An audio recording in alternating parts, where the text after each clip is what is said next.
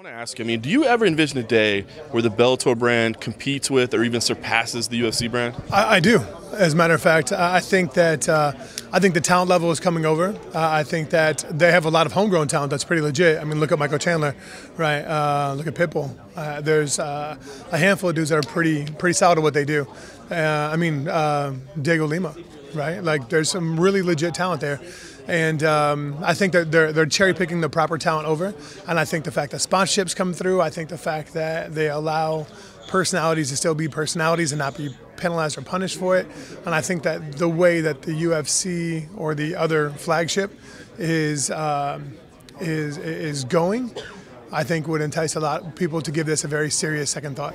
For the first however many years Bellator was around, they were just doing it wrong.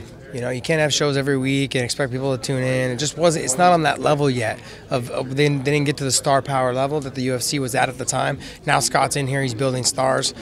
Fedor's sitting right here, right now, across from me. Believe that shit? You know what I mean?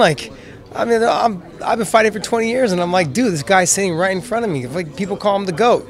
You know, this guy over here, the guy I'm fighting, Pitbull, he's a fucking animal, dude. And like, people are like, oh yeah, he's this, he's that. I said, dude, if I misstep one time, I get knocked the fuck out.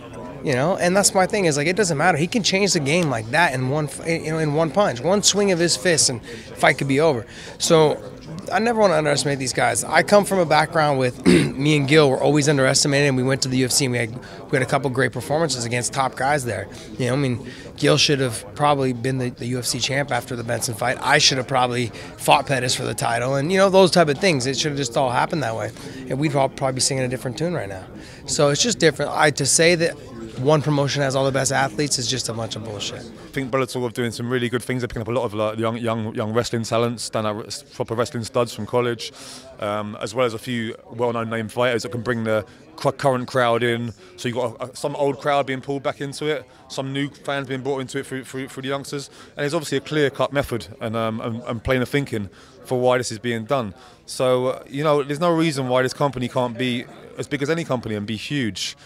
And regardless of what you think about individual fights isn't the big picture. The big picture is the cards and how many people are tuning in, how many people are talking about them. And from what I'm seeing, you know, we're getting some attention over here. When I wake up every day, I don't even focus on what anybody else is doing. We have enough work here to focus on ourselves. But in saying that, look at the fighters that are coming over. And to me, it's like, you know, free agency. The fighters are the key. They are the product at the end of the day. And we're going to go after every free agent that we can. So, you know, when you say on par, I feel like we're already on par. You know, I think we're putting on great fights. Our ratings speak for themselves.